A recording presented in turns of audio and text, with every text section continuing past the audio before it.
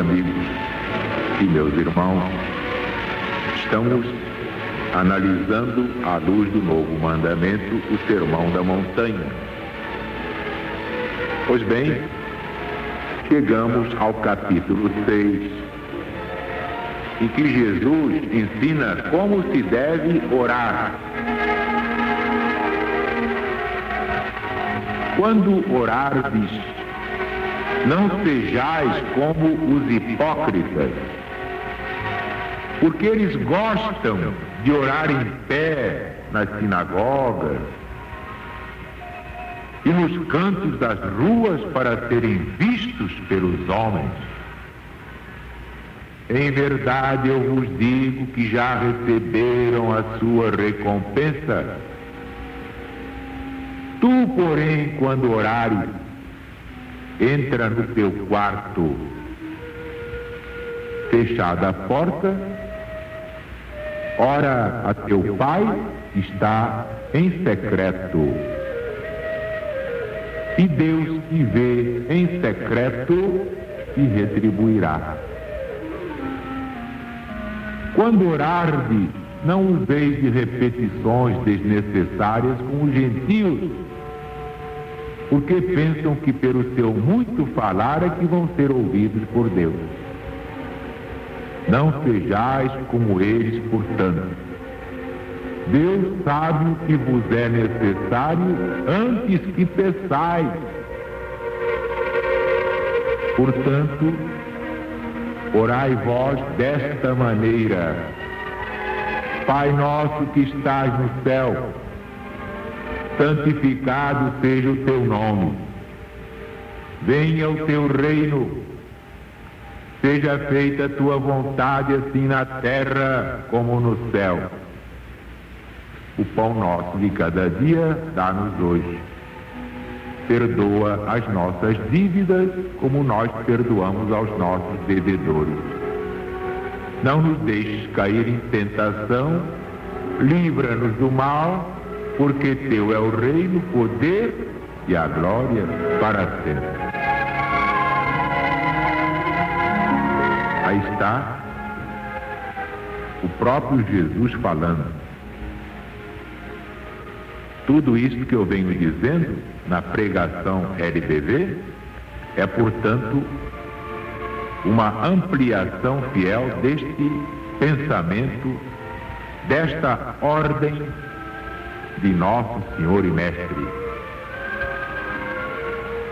Somos contra as rezas, isto é, orações decoradas.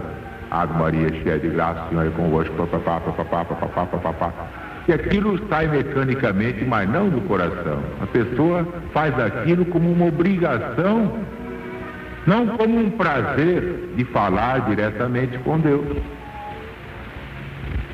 Ora, Jesus ensinou o homem a falar diretamente com Deus, por isso que ele diz: entra em teu quarto, fecha a porta, faz o silêncio e fala diretamente com o Pai.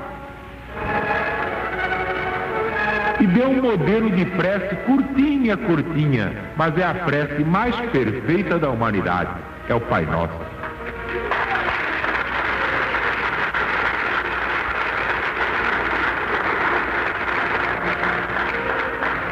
E não precisa pedir muito não, fazer repetições, porque, dizia Jesus, com essas repetições é que eles devoram o dinheiro das viúvas, a pretexto de longas orações. Quem fala é Jesus, não sou eu. Se alguém tiver que se queixar, vá se queixar a ele. Eu estou ensinando o que ele me ensinou. Mas enfim, estamos vendo aí o ensino prático, que é exatamente da LBV. Deus não gosta de rezas compridas e decoradas.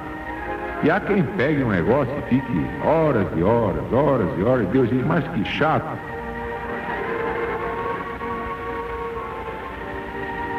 Não precisa nada disso.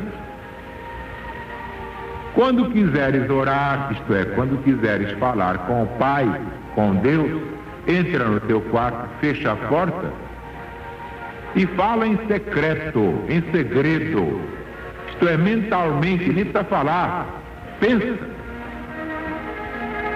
Eu, por exemplo, as minhas orações são curiosas. Eu já estou tão treinado nesse processo que nem preciso fechar os olhos. Eu apenas faço um trabalho preparatório, de limpeza, e vou direto ao assunto com a rapidez. Às vezes a minha prece é 1 segundo, 2 segundos, 3 segundos.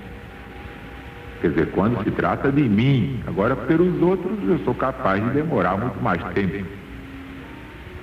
Eu, aliás, penso mais nos outros do que em mim.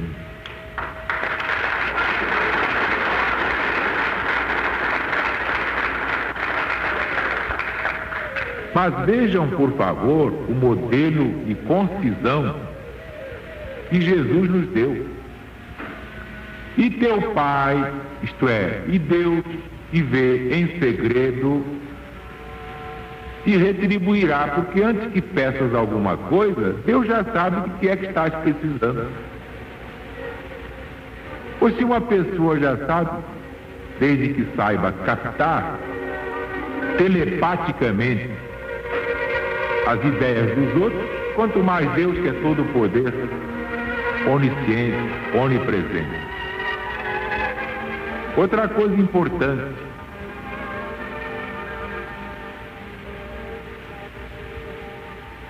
o pão nosso de cada dia dá-nos hoje. Muita gente pensa que é o pão da padaria, mas não é.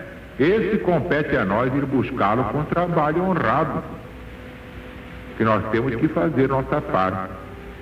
Porque muita gente, com base nesses raciocínios marotos, acha que não deve trabalhar não, porque Deus manda de cima, manda o maná como mandou para o povo hebreu, como está lá contado no Êxodo mosaico. Não é esse pão. O pão a que Jesus se refere aqui é o alimento espiritual, que alimenta mais que o pão de trigo.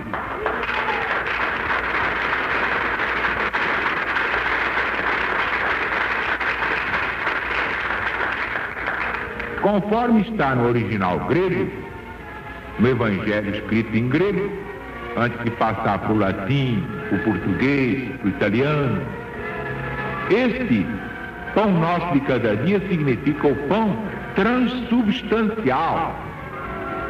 Transcende a substância material, é a substância divina. É este o pão sem o qual não podemos viver. É o pão espiritual, é o alimento celestial que alimenta as nossas almas.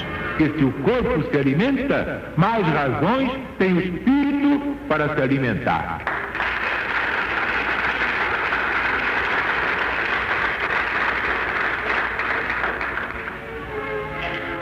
Agora, vejam como Jesus é profundo. Perdoa as nossas dívidas, assim como perdoamos aos nossos devedores. A maioria faz essa prece com a maior naturalidade, achando que perdoa mesmo. Perdoa não. Porque o máximo de perfeição que a gente vê aí fora é o seguinte: bem, eu perdoo, mas não esqueço nunca. Então não perdoa.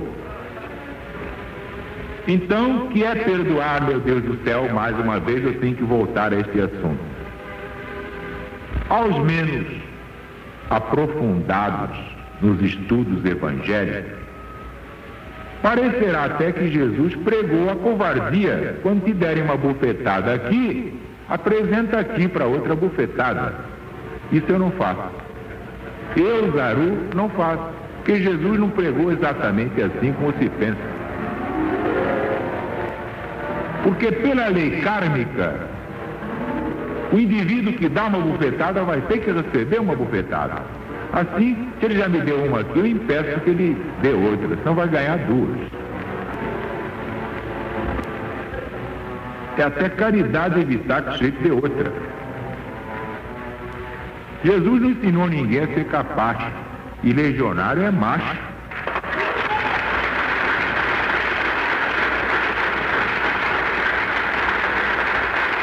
Não é covarde.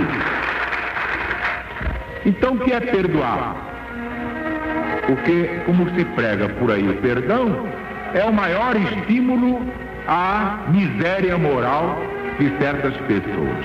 É um perdão todo às avessas. Jesus não ensinou esse perdão. Jesus combatia um exagero com outro exagero, uma alegoria com outra alegoria. Ao olho por olho, dente por dente. O negócio era de arrancar o olho, era de arrancar dente. Então o negócio é o seguinte: perdoar não 7, mas 70 vezes 7. Para atingir o equilíbrio. Quer dizer, ninguém pode ser atendido por Deus se não sabe perdoar.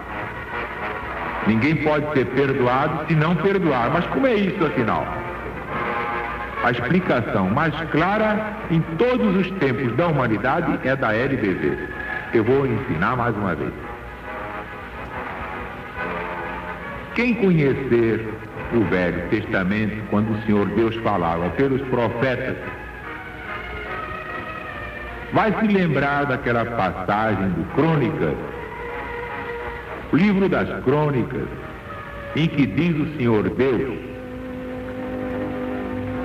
não vos vingueis, a mim pertence a vingança.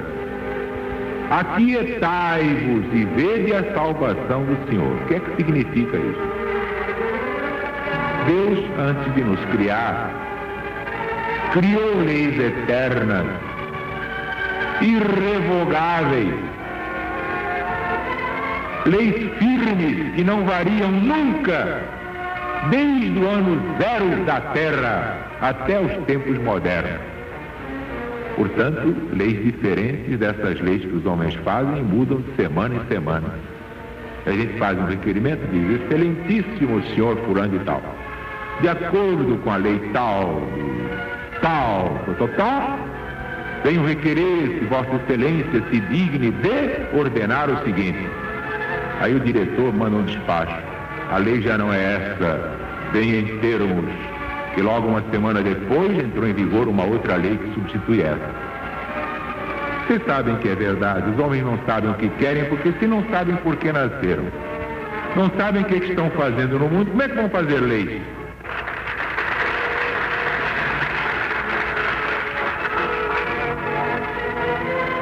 Meu Deus do céu, Deus é tão obediente que não revoga as suas leis. Chega a esse ponto: se uma criança se jogar do 10º andar, Deus não revoga a lei, a criança se esborracha.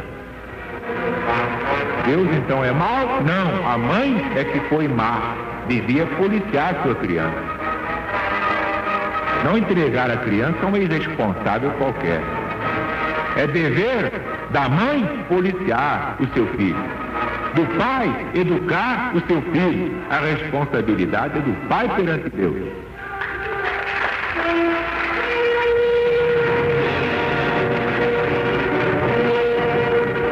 Então aqui está bem claro, pela nossa pregação, que é incontestável, porque é científica. E para nós o Espiritismo é a ciência do cristianismo. E não há cristianismo sem Espiritismo. Portanto, a religião é o Cristo, é o novo mandamento. Todas elas se fundirão no novo mandamento. É o amor, é o amor, é o amor.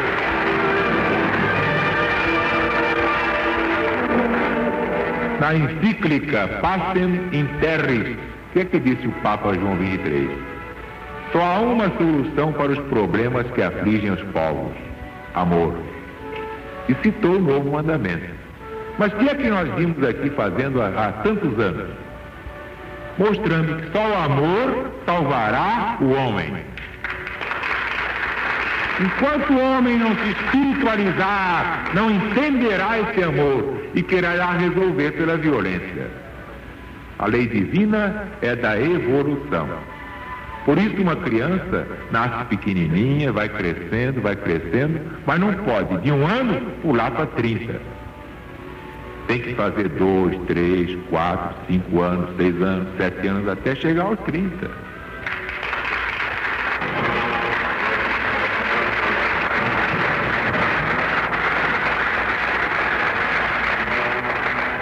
Então agora nós entendemos o perdão. O perdão é o homem não se arvorar em juízo do seu próximo.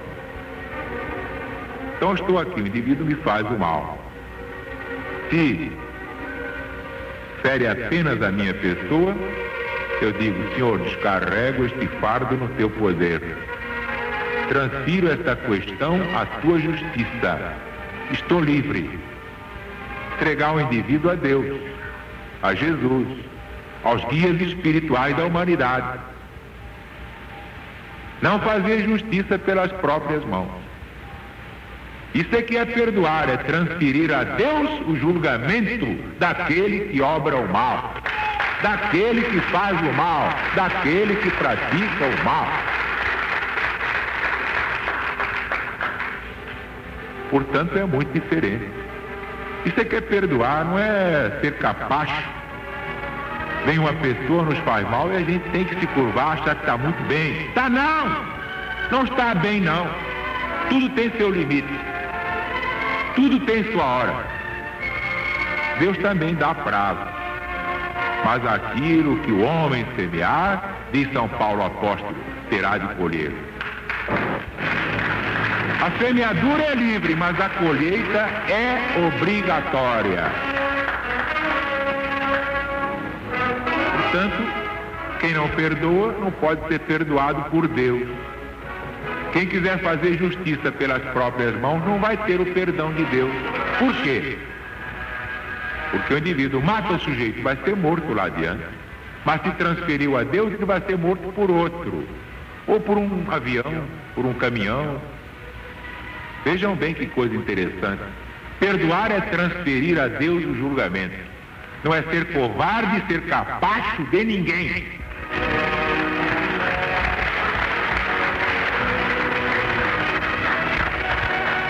Também há muita escamoteação no Evangelho. Porque antigamente não havia empresas gráficas. Gutenberg descobriu a imprensa há pouco tempo. No tempo de Jesus, tudo era copiado em papiros, naqueles rolos de papel. Havia os copistas. Então, no grego original, foi metido muito caco que não existe. Do grego para o português, para o latim, para o alemão, para o italiano, enxertaram cositas de que não se habla. Então, vou dar um exemplo. Jesus diz: toda palavra vã que o homem proferir contra mim, dela já está perdoado. Quer dizer, passou a Deus. Mas se proferir blasfêmia contra o Espírito, não terá perdão.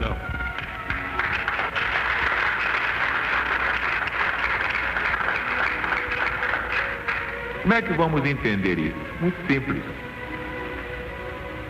Os copistas acrescentaram Santo, Espírito Santo. Não é não. Não é não. Não é Espírito Santo, é Espírito, quer dizer Deus. Mas por que então Deus é vingativo? Não. Quem blasfemar contra o Espírito de Deus, isto é, não estará cumprindo as leis que lhe dão a tranquilidade, a paz e a felicidade. Não terá perdão porque terá de reencarnar para expiar os seus crimes. É diferente. E a Bíblia está cheia dessas escamoteações. Como é que eu sei? Sei porque eu estava lá. Conheço tudo isso. É preciso restaurar a palavra de Deus, sem o véu da letra, mas restaurando o pensamento exato do Cristo. Ele diz coisas absurdas e absolutamente não disse.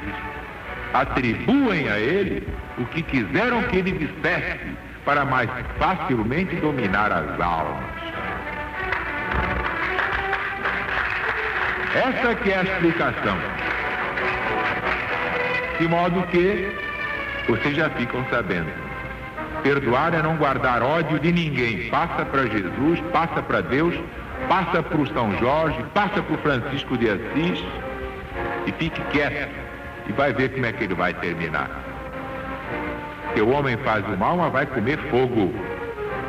Todo o mal que o homem fizer vai ter de receber de volta, queira ou não queira. Porque ninguém transgride a lei divina. Ninguém pode escapar ao choque de retorno. Tenhamos pena dos maus, que só os ignorantes conseguem ser maus. Esta é a pregação da LBV. Então viva a LBV! Viva o PDV! Viva o Brasil! Viva Jesus!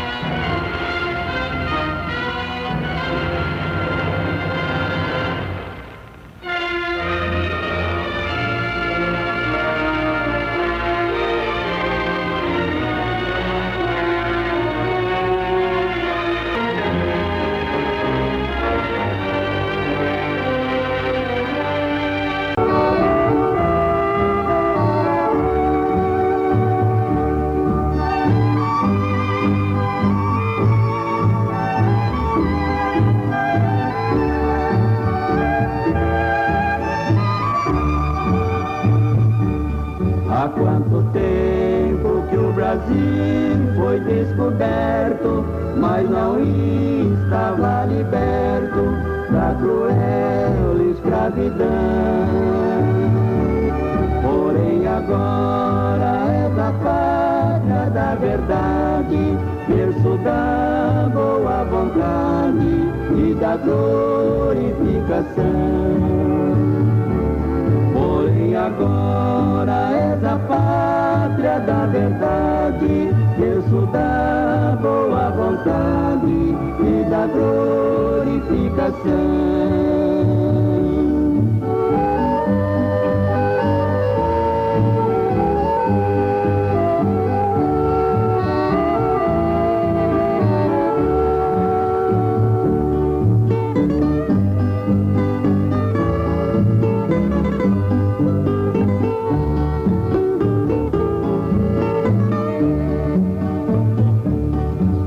Brasil, meu gigante tão querido, que estava adormecido, sem ninguém o acordar.